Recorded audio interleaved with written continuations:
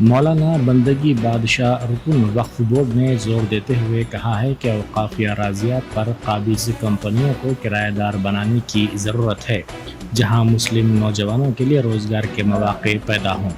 اس تجویز پر عمل آوری کی جانی چاہیے۔ ایسا نہ ہونے کی صورت میں عہدیداروں کو جوابدہ بناتے ہوئے ان سے استفسار کیا جائے۔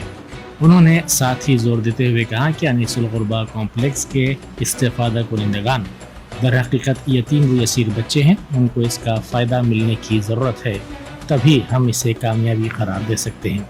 انہوں نے نشاندہی کرتے ہوئے کہا کہ ٹمبریز میں جو بھی بچے ضم کیے گئے ہیں ان کو استفادہ کنندگان میں شامل کرنے کی ضرورت ہے۔ انیس الغربا کی عمارت میں جو بھی فلورز بچوں کے لیے بنائے گئے ہیں اس میں مکمل طور پر حاصل 7% اختیار ہوتا ہے، انہیں ملنا چاہیے۔ کے معاملے میں انہوں آج سے نہیں بلکہ کارپوریٹ سیکٹر جہاں حسین شاہ ولی رحمۃ اللہ علیہ کی بارگاہ کے زمین پہ ہو یا کہیں بھی ہو، انہوں ہمیشہ بول رہے ہیں کہ بھائی ایٹ لیسٹ امپلائمنٹ جنریٹ ہونا چاہیے وہاں پر جہاں پر آپ کے جو ہے انکروچمنٹس ہے وہ کمپنیز کو ٹیننٹس بنانا چاہیے اور مسلم امپلائمنٹ کے لیے ان کو فورس کیا چاہیے، تو وہ امپلیمنٹ کرنا چاہیے۔ امپلیمنٹ جب نہیں ہوتا ہے تو corresponding responsibility of the officers incharge ان سے پوچھا جانا چاہیے۔ اور اس کے ساتھ ساتھ آج Anees Ulghurba complex hatching period is going to complete, now the delivery period will start.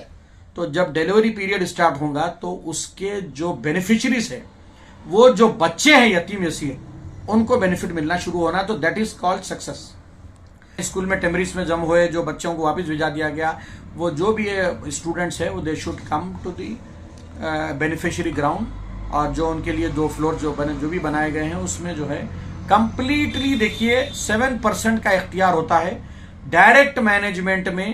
جہاں وقف بورڈ نوٹیفائڈ ہے وہاں پر جو ہے ان کو حق انتظامی لینے کا وہ ہے، اسی وجہ سے وہ انسٹیٹیوشن امپلائیز بھی اپوائنٹ کرتے ہیں، تو وہ چھوڑ کے باقی کا پورا پیسہ تو جو ہے اسی آبجیکٹ پہ، اسی ادارے کے منشور پہ خرچ کیا جانا چاہیے، تو کامیاب وہ ہے۔